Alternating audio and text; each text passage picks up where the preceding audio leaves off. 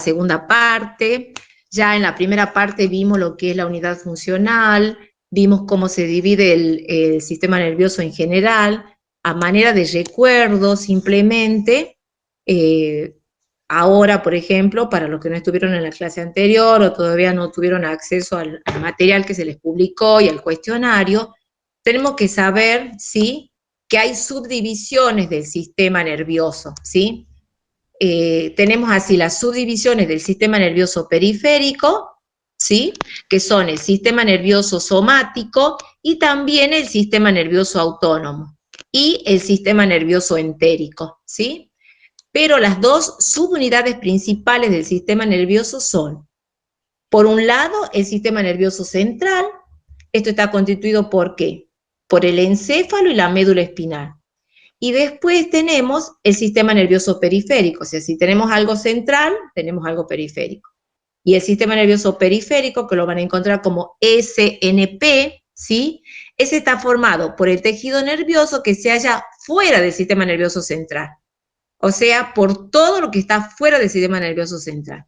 Entonces, el sistema nervioso central es encéfalo y médula espinal, lo que está en nuestro cráneo y lo que está dentro, ¿sí?, del conducto formado justamente por cada vértebra. Entonces, en ese conducto formado por cada vértebra, ¿sí?, allí está ubicada la médula espinal.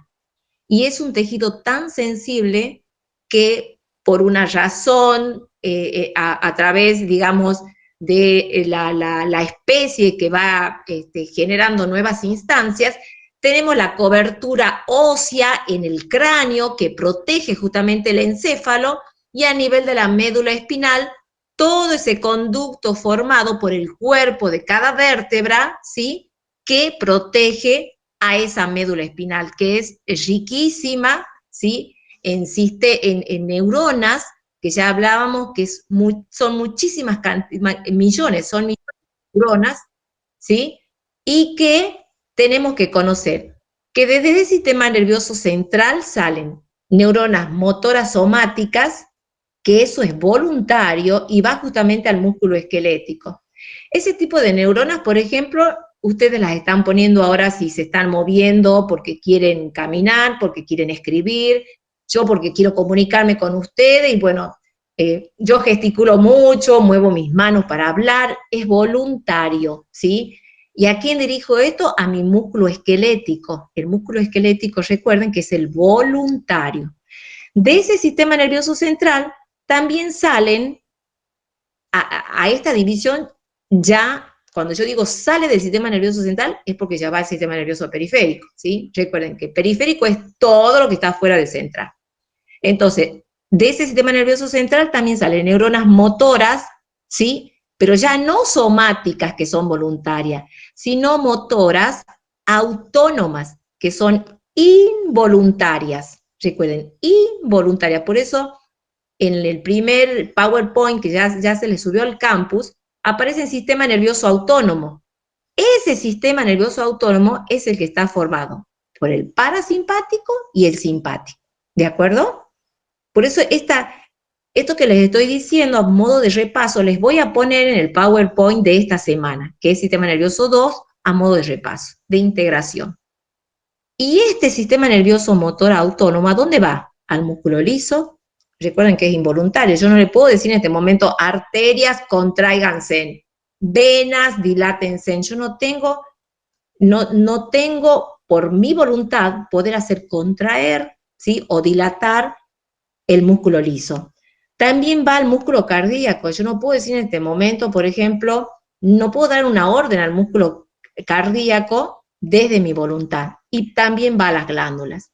Y después tenemos que parte también de este sistema de neuronas motoras autónomas a las denominadas neuronas motoras entéricas, que son involuntarias, ¿sí? ¿Y dónde están? En los plexos entéricos. Si recuerdan, esa palabra entérico se refiere justamente a lo relacionado al sistema gastrointestinal. Entonces, ¿a dónde va esto? Al músculo liso, que constituye, ¿sí?, ese sistema gastrointestinal, a glándulas, a células endocrinas, todas del tracto gastrointestinal o sistema o aparato gastrointestinal, ¿sí? Esto a modo de repaso, lo que les estoy diciendo, también se va a incluir en el PowerPoint que les voy a subir en esta semana, lo mismo el cuestionario, o sea que esta semana les subo 2 PowerPoint, ¿sí? Y 2 cuestionarios que serían para la semana que viene y para la otra, ¿sí?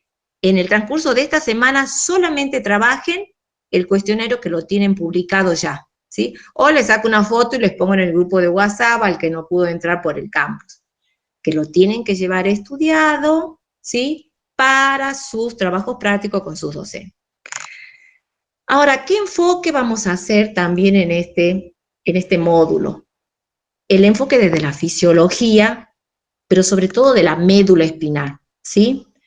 Cuando hablamos de la médula espinal, recuerden que función, que se escribe con F, es sinónimo de fisiología, que es la materia o asignatura que están formándose con este equipo de profesoras, ¿sí? Entonces, siempre que se hable de función, alertas, es fisiología, FF, ¿sí?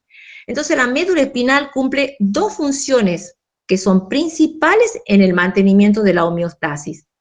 Este término homeostasis van a ver que lo usamos muchísimo en fisiología. Cuando hablamos de la homeostasis cardiovascular, cuando hablamos de la homeostasis respiratoria, ¿por qué? Porque es el estado de equilibrio óptimo que mantiene el cuerpo de un ser humano. Justamente cuando la fisiología está en plena función y estamos en una situación de homeostasis, nada nos duele. En este momento no estoy sintiendo a nadie con tos, salvo yo, porque estoy ahí con un problemita de garganta, pero no escucho que alguien se esté quejando por dolor, a nadie que tenga dificultad respiratoria en este momento, que diga no puedo respirar, profe, y llamemos a una ambulancia para que vaya a verlos algunos. Ninguno está sintiendo dolor o precordialgia, que sería una manifestación cardíaca. ¿Por qué? Porque tenemos nuestro cuerpo en un estado de fisiología. Porque esta es una pregunta que hacemos siempre, en los exámenes sobre todo. ¿Qué es fisiología? ¿Qué estudia la fisiología? Y muchos no saben contestar. Es el funcionamiento de los aparatos y sistemas en una situación normal. Y cuando todo está actuando normalmente, nadie siente que eso está funcionando normal.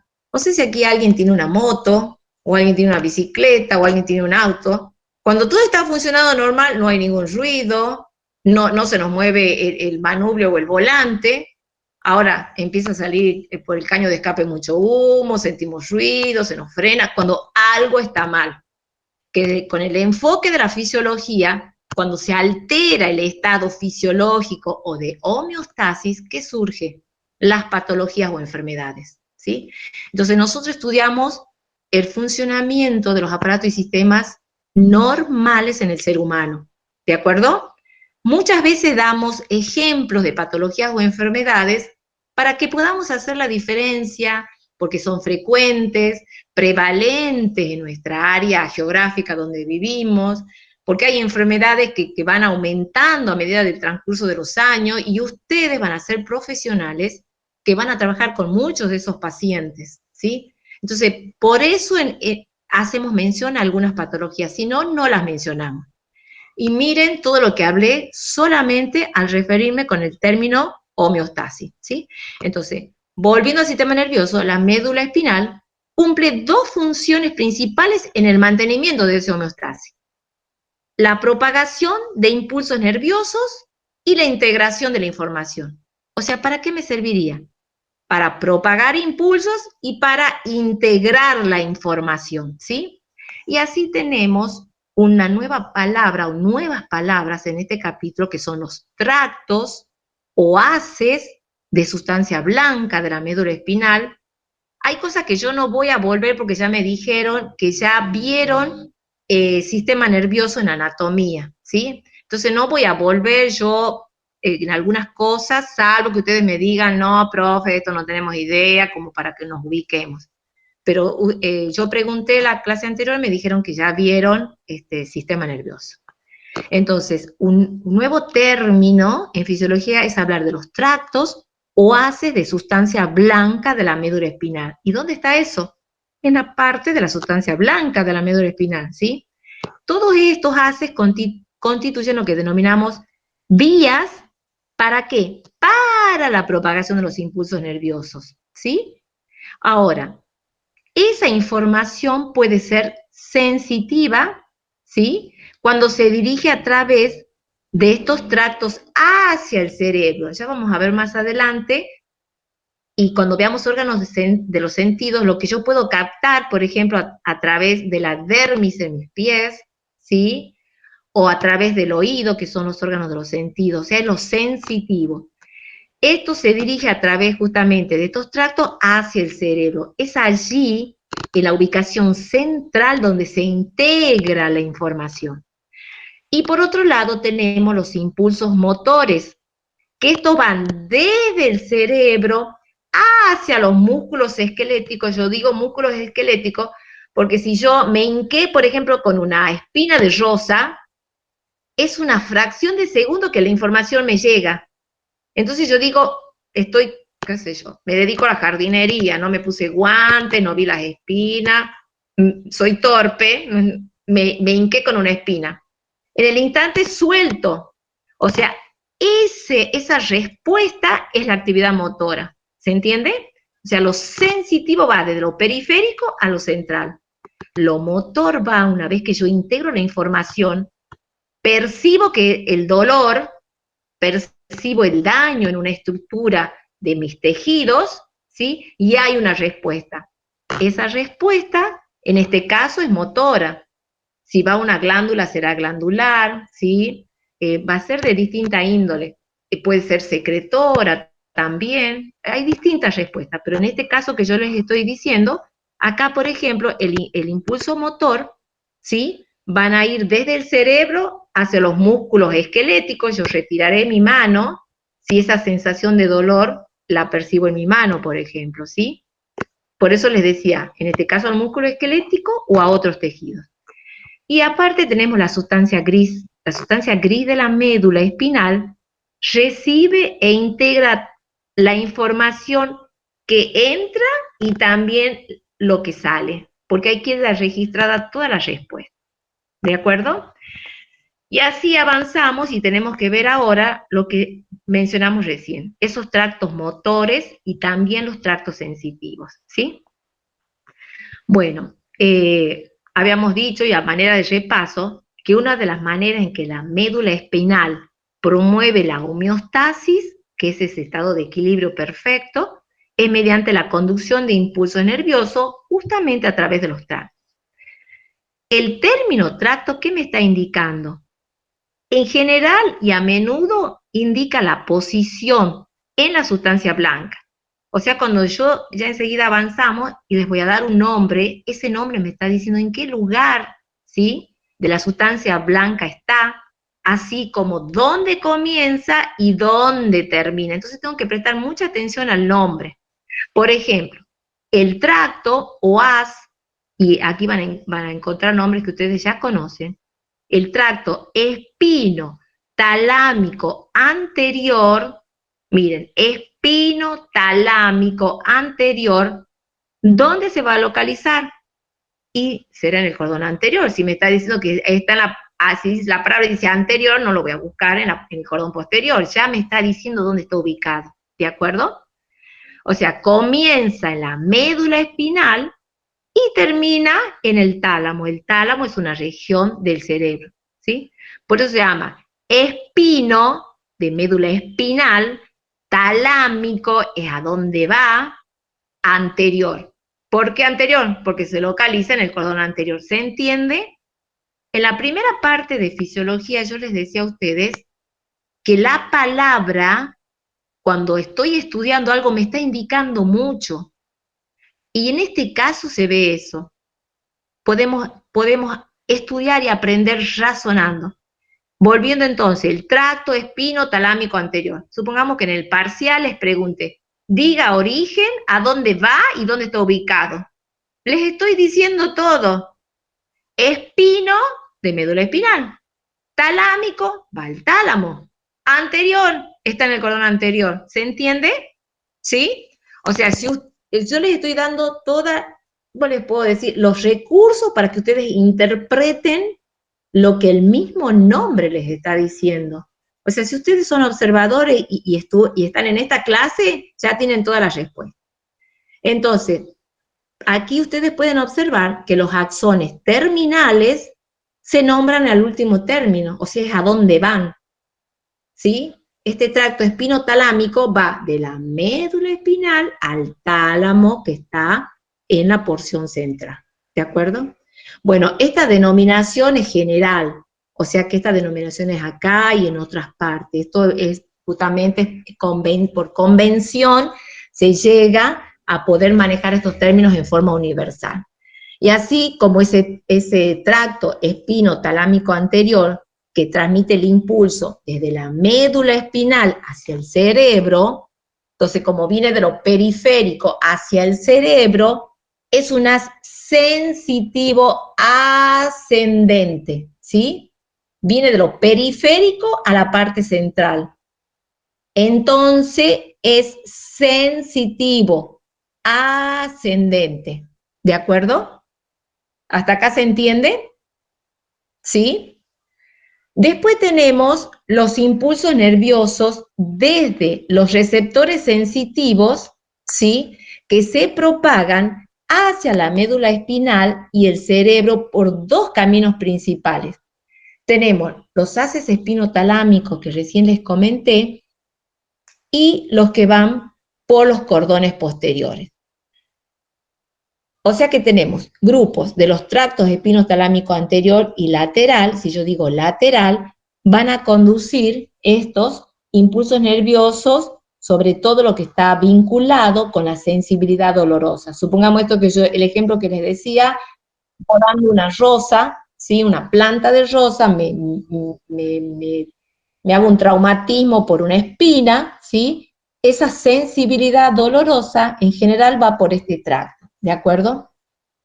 Y aparte tenemos que saber, por ejemplo, que estos tractos espinotalámico anterior y también el lateral, aparte de estos impulsos que están vinculados a la sensibilidad dolorosa, también me transmiten el calor, por ejemplo, el frío. Si yo toco una cubetera y acaba de sacarla del congelador, del freezer, está helada, siento ese frío, me quemo, también voy a sentir ese calor, picazón, cosquilleo, ¿sí?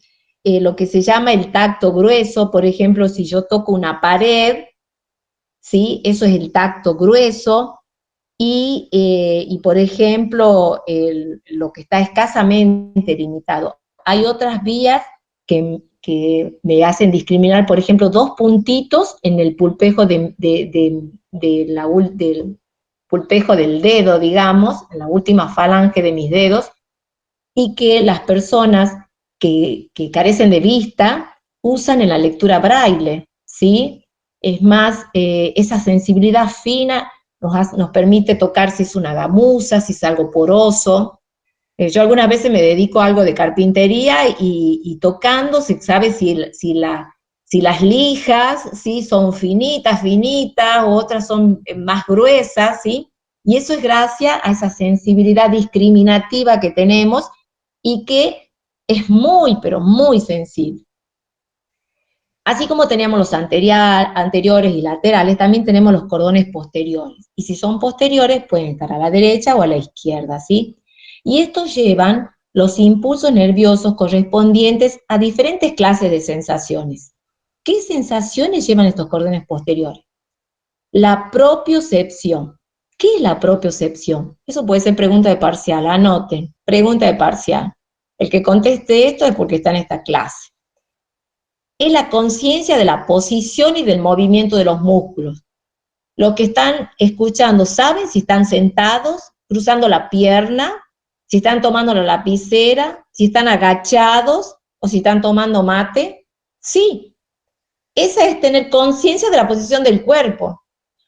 Cuando yo sé que estoy cruzando mi pierna derecha sobre la izquierda, o estoy parada, o estoy sentada, esa es la propiocepción. Propiocepción es la conciencia de la posición y del movimiento de los músculos. tendones y articulaciones, porque necesitamos todo eso para mover.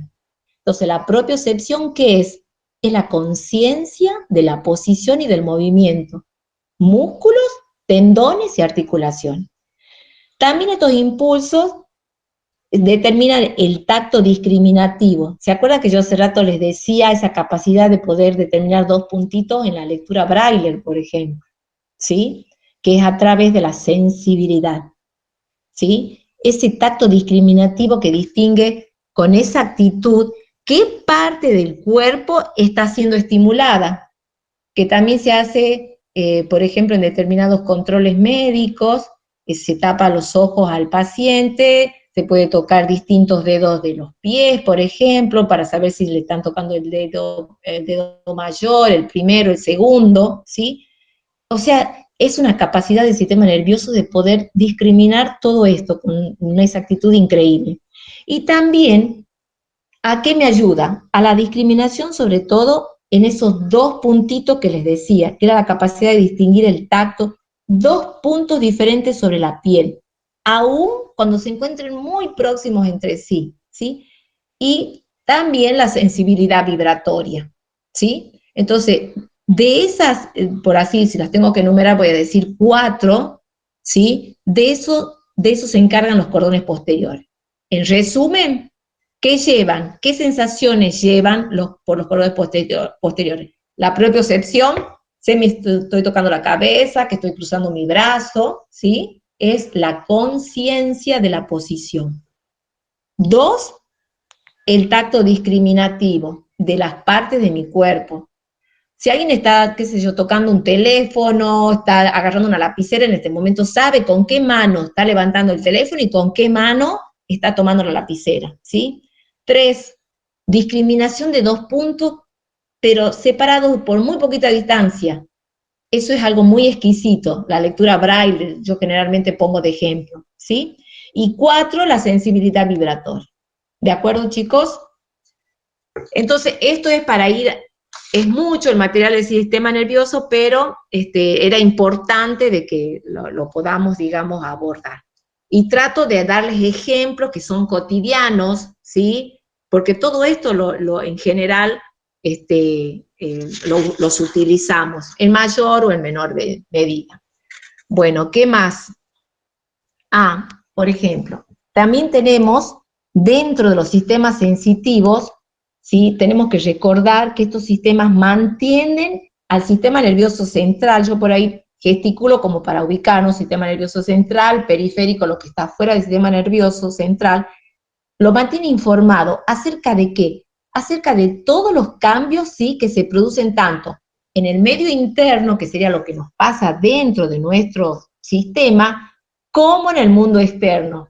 Yo ahora estoy con una chalina, tengo un pullover, algunos de ustedes estarán con campera, algunos con media, entonces es la percepción de la temperatura, saber si está lloviendo, saber si es de noche, si es de día. O sea, no solamente el sistema nervioso se percata de lo que nos pasa interiormente, sino lo que sucede todo a su alrededor, ¿de acuerdo? Todos los cambios que puede haber. Esta información sensorial se integra o se procesa a través de un montón de interneuronas. Si ahora cuando estudien el cuestionario van a ver que la comunicación se pasa a través de la sinapsis, ¿sí? Y la sinapsis es la comunicación entre una neurona a otra.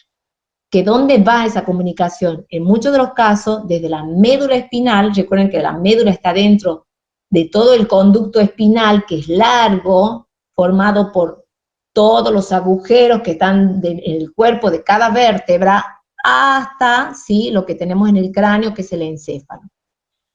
Y también tenemos que saber que las respuestas que se obtienen de esas decisiones que tomamos a nivel central o integradoras, se van a expresar qué es la respuesta. ¿Mediante qué? Mediante una actividad motora que puede ser glandular, puede ser la contracción de un músculo, cuando yo les decía que me hinqué con una espina, ¿sí? Glandular, si mi estómago va a producir jugo gástrico porque estoy percibiendo a través del olfato olor o el aroma de alguna comida que a mí me encanta, ¿sí? O sea que la respuesta puede ser de distinta índole. Eso para que ustedes sepan. Ahora sí tenemos que recordar que la corteza cerebral, la capa más externa de la corteza, desempeña un papel importante o fundamental. ¿En qué? En el control preciso, sobre todo, ¿saben de qué? De los movimientos musculares voluntarios, o sea, la porción externa, que es la corteza. En cambio, hay otras regiones dentro del cerebro que permiten una importante integración también, pero sobre todo para la regulación de los movimientos automáticos. ¿Y qué movimientos automáticos tenemos? Si yo le pregunto así, usted va a decir, no sé qué movimientos automáticos tenemos los seres humanos y que sea fisiológico. ¿Alguien balancea los brazos al caminar? Todos. O sea, para que mantengamos los brazos quietecitos, nos tenemos que concentrar y decir, ay, no muevo los brazos, no muevo los brazos. Cuando se levanten después de la clase y vayan a tomar un café o vayan a cualquier parte de la casa, balanceamos los brazos para caminar, nos movemos balanceando los brazos. Y no estamos pensando, a ver, va el brazo derecho, va el brazo... No, simplemente nos movemos, ¿sí? Entonces, ese balanceo de los brazos al caminar también, ¿sí? Está incluido en esa integración. Esa información motora hacia los músculos esqueléticos, recuerden que los músculos esqueléticos es lo que yo, o sea, me levanto, si decido levantarme y caminar, ya estoy poniendo en función los músculos esqueléticos. Toda esa información transcurre por la médula espinal y sobre todo a lo largo de dos vías que son descendentes. Y si las tenemos que mencionar, las mencionamos como descendente directa y la vía indirecta. Si, así como yo les digo que siempre si hablamos de algo derecho es porque hay algo izquierdo, o si yo menciono un cordón anterior es porque hay un cordón posterior, lo mismo acá, si digo, si hay una vía indirecta, ¿es porque hay una vía directa? Sí, si no, no tendría que hacer mención. ¿Se ubican? O sea, esto le parece un juego de palabras, pero en el razonamiento ustedes avanzan muchísimo, sin ponerse a estudiar el tema. Si una pregunta de parcial o de examen, yo les digo, alumno Cristian Ariel, por ejemplo, si tenemos las vías indirectas, ¿tenemos vías directas también? Y usted, sin haber estudiado nada del sistema nervioso, me va a tener que decir que sí, porque si yo le estoy nombrando una es porque está la otra, ¿sí? Entonces, esas vías directas son las que llamamos tractos córtico-espinal lateral o cordón córtico espinal anterior y córtico vulvar. Es medio complicado con estos de los nombres, pero podríamos decir directamente las vías directas, porque lo demás va a ser muy complejo.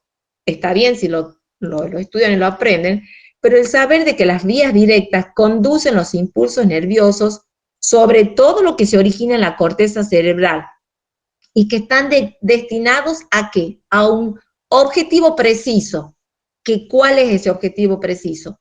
El movimiento voluntario de, sobre todo, de los músculos esqueléticos, ¿sí? Esa era la vía directa. Por otro lado, tenemos las vías indirectas. Tiene un nombre complicadísimo también. Estas se denominan tracto, rubro espinal, octacto, espinal y vestíbulo espinal. Son complejos. Digamos las vías indirectas. ¿Qué llevan estas vías indirectas? Estas vías indirectas llevan los impulsos nerviosos desde el tronco encefálico, ¿sí? Cuando yo digo encéfalo es porque es una estructura central, y otras regiones del encéfalo que gobiernan sobre todo, en este caso, los movimientos automáticos y que colaboran en la coordinación de los movimientos, ¿sí? Acá entonces son movimientos automáticos. Entonces, las vías indirectas, para que tengamos así más claros, se encargan del mantenimiento, por ejemplo, para darles un ejemplo, del tono muscular esquelético y de la contracción de los músculos posturales. Y en este momento tenemos músculos posturales contraídos, sí, por eso tenemos la cabeza, sí, no relajada, sino tenemos músculos en contracción que mantenemos la cabeza erguida y muchas veces por mala posición producimos contracciones que no son anatómicas, ¿sí? Y que con la consecuencia vamos a tener dolores de la zona cervical, dolores posturales, ¿sí? Entonces, esto es a tener bien en cuenta. que las vías indirectas sobre todo se encargan del mantenimiento del tono muscular esquelético y de la contracción de los músculos posturales. Y también tienen un papel central en el equilibrio. Miren ustedes, en el equilibrio. ¿Y cómo actúa en el equilibrio? Regulando el tono muscular en respuesta a los movimientos de la cabeza, ¿sí? O sea, va regulando todo eso en parte a los movimientos de la cabeza. Y eso muchas veces, ese equilibrio, después vamos a ver más adelante, cuando veamos órganos de los sentidos, también está relacionado con una de las vías que está en el oído. Vamos a ver después qué líquido tenemos en el oído y qué es lo que nos produce esa sensación. Tal vez muchos de nosotros, yo lo hice de niña, jugábamos a dar vueltas sobre sí misma y de pronto nos quedamos quietos y es como que todo gira. Entonces, para mantener el equilibrio, abríamos nuestros brazos, abríamos la amplitud de las piernas porque sentíamos que nos caíamos, ¿sí? Entonces miren cómo ese tono muscular, en respuesta al movimiento de la cabeza en este caso, ¿sí? También participa el sistema nervioso. Es muy importante. Y para ir terminando, lo único que nos quedaría abordar ahora serían arcos reflejos, porque estos dos temas, todo lo que sería sensibilidad, un repaso de lo anterior, sensibilidad somática y arco reflejo, está en el sistema nervioso 2. Les dije, les voy a subir el power, hasta el viernes ya vamos a tener el power número 2 y el power número 3, que es para las 2 semanas próximas. Esta semana solamente el 1. Y cuando hablamos, esto ya sería la última parte de la clase, cuando hablamos de reflejos y arcos reflejos, mejor dicho, es el segundo mecanismo por el cual esa médula espinal, ¿sí?, promueve la homeostasis. Miren de nuevo ese término, la homeostasis, que no repetitivo, sino que importante es mantener la homeostasis en la fisiología, así como mantenemos un pH homeostático en la sangre, así como mantenemos la homeostasis en el intercambio gaseoso a nivel de la membrana alveolo-capilar. Siempre cuando hablamos de un sistema o aparato, hablamos de homeostasis. Y acá en el sistema nervioso es mediante este mecanismo de la médula espinal que promueve también la homeostasis. Y en este caso es por su función. ¿Y qué función? Integrar algunos reflejos. O sea que el sistema nervioso también participa en todo esto. Y hay un reflejo justamente que es una secuencia de acciones rápidas, automáticas, muchas veces no planificados, que ocurren, por ejemplo, en respuesta a un estímulo. Es lo que pasaba cuando yo les decía recién el ejemplo, estoy haciendo jardinería y hago un trauma en mi dedo. Ni pienso que me voy a hincar con una espina, ¿sí? Pero de pronto me hinqué. Y esto es complejo y es rápido y es involuntario, no estaba planificado, me hinqué y hay una respuesta. Puse la pava y me olvidé y estuvo un montón de tiempo, se calentó la manija de la pava, la tomo, siento calor. Respuesta, suelto, porque hay un traumatismo mediante el calor. Y también es no planificado, no pensado. ¿Se dan cuenta cómo el sistema nervioso nos hace, cómo les puedo decir, nos hace esta vida cotidiana más consciente? Y aprendemos, por ejemplo, a huir de situaciones de calor excesivo, a ser cuidadosos si vamos a realizar algunos trabajos para no efectuarnos traumas, ¿sí? Entonces, toda esta capacidad de integración tiene el sistema nervioso, y en este caso, cuando hablamos de arcos reflejos. Hay algunos reflejos que son innatos. ¿Esto qué significa? Que no lo estamos aprendiendo, ¿sí? Como por ejemplo, lo que les acabo de decir, alejar la mano, ¿sí? Cuando toco algo caliente. Estoy planchando, no agarré la manija de la plancha, agarré de la parte de abajo, me quemé, ¿sí? Hay otros reflejos que son aprendidos o adquiridos. Por ejemplo, ¿quién no aprendió a subirse a una bicicleta, a manejar una moto, a manejar un auto? Yo sé manejar bicicleta y manejo auto, pero cuando me subo a la bicicleta no estoy pensando que voy a poner mi pie, que estoy mal. No, simplemente me subo y empiezo a andar. ¿Por qué? Porque ya aprendí, ¿sí? Ya lo hago en forma no automática, pero ya no tengo que estar pensando, tengo que pedalear, realizar la flexión anterior de mi pie, que baje, que mi rodilla suba. ¿Quién no sube al vehículo, una moto o un auto, pone los cambios, pero no estamos pensando, sino automáticamente apretamos los pedales, hacemos presión con nuestra mano, generamos cambios, prendemos las luces, luz alta, luz baja, queremos doblar, son movimientos automáticos, ¿sí? Entonces, estos movimientos se adquieren, ¿sí? Y son reflejos cuando aprendemos a conducir, por ejemplo, cualquier vehículo. Así, por ejemplo, cuando presionamos los frenos, y justamente hay factores que hacen disminuir esos reflejos. El alcohol, ¿sí? Las drogas, si yo uso anteojos y no me pongo los anteojos porque estoy manejando, ¿sí?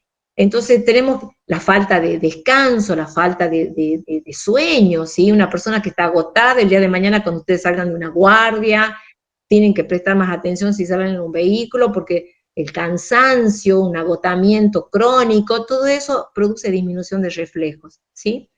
Entonces, todos esos reflejos aprendidos o adquiridos, ¿sí? Y que vamos integrándonos a través de nuestro sistema nervioso.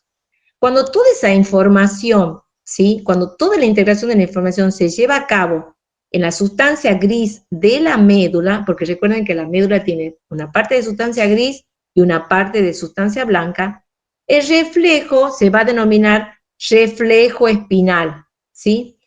Uno de esos ejemplos es el reflejo rotuliano. No sé si alguno de ustedes fueron a algún proceso clínico y no están pensando, ¿dónde va a ser el profesional médico? También ustedes como profesionales de mañana van a aprender en alguna materia con el martillito de goma, va a decir, el pie se me levantó, pero no están pensando, tengo que levantar la punta del no. Ese reflejo pone de manifiesto muchas cosas, que es todo este arco. Ahí yo estoy estudiando, si analizo ese reflejo, si la presión que hice sobre el lugar justo que es el receptor, va a viajar por toda la vía, va a llegar a la parte central, lo va a integrar, y de allí sale la respuesta motora hacia la parte periférica, y la respuesta es motor, ¿sí? Pero es una fracción de segundos, pero ya pone de manifiesto la situación óptima de ese arco reflejo, ¿sí? Entonces teníamos, por ejemplo, que acabamos de hablar de ese reflejo, ¿sí? Entonces, los impulsos nerviosos decíamos que se propagan hacia el sistema nervioso, dentro de este, y desde este, ¿sí? Siguen determinadas vías, distintas vías, según el tipo de información, el origen y el destino, ¿sí? Que van a tener como respuesta. Entonces, ese trayecto seguido por los impulsos nerviosos para producir esos reflejos es lo que denominamos arco reflejo. Y ese arco reflejo, ¿sí? Se encuentra formado por 5 componentes. Cuando nosotros preguntamos y razonando, esto ya también es pregunta de parcial o de final, ¿cuál es la respuesta anatómica? Anatómica del sistema nervioso es la neurona. Y la unidad funcional del sistema nervioso es justamente el arco reflejo, porque en el arco reflejo están estos 5 componentes, ¿sí? Que justamente la palabra lo dice, 5 componentes funcionales. ¿Y qué les dije en un principio? Que todo lo que hable de función me está refiriendo a fisiología, que es la materia o asignatura que estamos compartiendo en este año.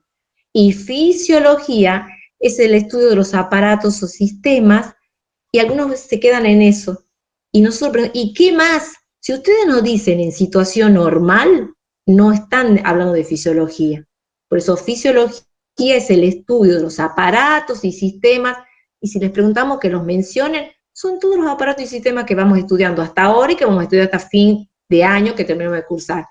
Nervioso, respiratorio, circulatorio, respiratorio, endocrino, nervioso, todo tienen que mencionar en estado fisiológico o en estado normal. ¿Cuáles son esos 5 componentes funcionales? El receptor sensitivo, ¿sí? Que es donde se va a originar cualquier tipo de sensación, que puede ser dolor, puede ser frío, puede ser calor, puede ser un perfume, un aroma, un sabor a través de mis papilas gustativas. Todo eso lo voy a ver en órganos de los sentidos. La neurona sensitiva es la que trae toda esa información. Yo sigo con el ejemplo del trauma en mi dedo, ¿sí? Me dolió. ¿Cómo sé yo que me dolió? Y porque yo tengo mi sensibilidad óptima en los dedos. Toda esa información me llega hasta la parte central. Eso se llama neurona sensitiva, ¿sí? Son los impulsos que se propagan a partir del receptor que era el trauma en mi dedo. Y allí viaja por axones, van a las neuronas sensitivas, van a los axones terminales de esas neuronas sensitivas. Cada uno de ustedes ya sabrán cómo están formadas las neuronas, ¿sí? Hasta que llega al tronco encefálico. El tercer componente es el centro integrador. Yo me toco la cabeza porque acá en esta zona está el centro integrador, ¿sí? Que son una o más regiones de sustancia gris del sistema nervioso central. Ese sistema nervioso central es el que actúa como integrador, ¿sí? Y después tenemos el cuarto componente, la neurona motora, que son los impulsos descendentes por el centro integrador. O sea, salen del sistema nervioso central. ¿Por dónde? Por una neurona o a lo largo de una motoneurona. La misma palabra dice motoneurona, ya no es sensibilidad, sino va a cumplir una acción, porque en el caso que va por una motoneurona, va a ir a la región del cuerpo donde se va a producir la respuesta. ¿De acuerdo? Y finalmente el efector. ¿Qué es el efector? Es la parte de mi cuerpo, ¿sí?, que responde al impulso motor. Por ejemplo, yo recién les decía, el trauma en mi dedo con la espina. Es la acción que yo voy a ver, la respuesta, ¿sí? Voy a dejar de seguir apretando la espina que me está generando dolor, voy a abrir mis dedos, ¿sí? O sea, si me está produciendo dolor una espina, voy a retirar el lugar del trauma. Si estoy tocando algo caliente, voy a soltar, ¿sí? O sea, es la respuesta, es lo que yo voy a ver como respuesta, ¿de acuerdo? Si el efector es un músculo esquelético, por ejemplo, se trata de un reflejo somático, que puede ser también el reflejo rotuliano, ¿sí? Si el efector es un músculo liso, puede ser el músculo cardíaco, puede ser una glándula, ¿sí? Eso se llama ya reflejo autónomo. Recuerden cuando hablábamos del sistema nervioso autónomo, ¿se acuerdan? Cuando al principio hacíamos el repaso, yo les decía que era lo que iba a las vísceras, ¿sí? Un reflejo nervioso autónomo visceral es el que yo ya no lo voy a registrar con mi voluntad. En este caso yo voy a abrir mi mano, voy a distanciarme de esa espina que me está generando el trauma, ¿sí? Si es la espina o si es algo caliente. ¿Se entiende, chicos, hasta aquí? Y lo último que nos quedaría, ¿qué hora es? Ya son las 9. Bueno, es hablar de, o lo pongo yo en la clase, pero sí me gustaría hablar de lo que son distintos tipos de reflejos, que son el reflejo de estiramiento, ¿sí? El reflejo de estiramiento es, por ejemplo, donde tiene que ver todo, sobre todo, la presencia del estiramiento y relacionado a la contracción del músculo esquelético. El músculo esquelético es el efector y es, por ejemplo, en respuesta al estiramiento de un músculo, ¿sí? Este tipo de reflejo, por ejemplo, tiene lugar a través de un arco reflejo, pero se denomina monosináptico. Como no han visto todavía sinapsis, yo digo monosináptico, mono se refiere a uno, ¿sí? Monosináptico. Entonces, el reflejo se genera a partir de una sola neurona sensitiva que hace sinapsis en el sistema nervioso central con una única motoneurona, ¿sí? Y ese puede ser estimulado, por ejemplo, deliberadamente cuando golpeo, por ejemplo, los tendones que se articulan en la articulación del codo, en la muñeca, en la rodilla, en el tobillo, ¿sí? Eso se llama reflejo de estiramiento, ¿sí? que es una motoneurona. Otro reflejo también interesante es que se denomina reflejo tendinoso. Cuando hablamos de tendinoso, es un mecanismo, hay una palabra que la usamos mucho en fisiología que es la retroalimentación o feedback, ¿sí? Retroalimentación positiva o negativa, esa era la primera etapa de la materia que veamos esto. Pero en este caso, como hablamos de reflejo tendinoso, está referido al control de la longitud del músculo y en base a qué lo va a regular. Va a regular también con la contractura, ¿sí?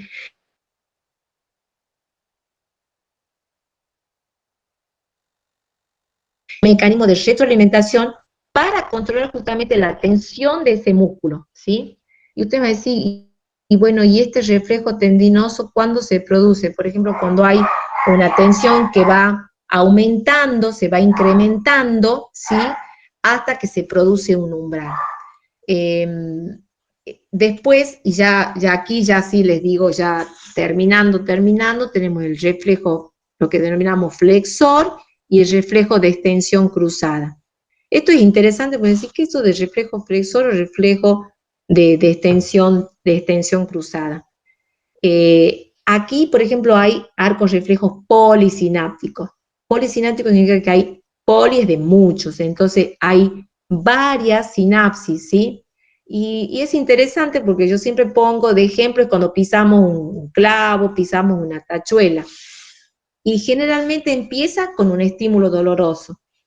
Pisamos, nos duele, ese es el estímulo, e inmediatamente retiramos la pierna. Es lo mismo o parecido a lo que yo les decía de la espina, del trauma producido por la espina. Entonces, este reflejo, que se denomina también reflejo flexor o reflejo de retirada, sería, si vamos igual que en el arco reflejo, un componente es cuando pisamos, por ejemplo, la tachuela o un clavo, un vidrio.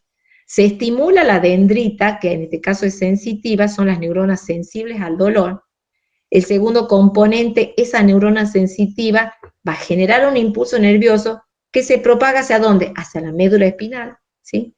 En la tercera etapa, ya en la médula espinal hay un centro integrador, porque recuerden que lo que es sistema nervioso está el componente integrador.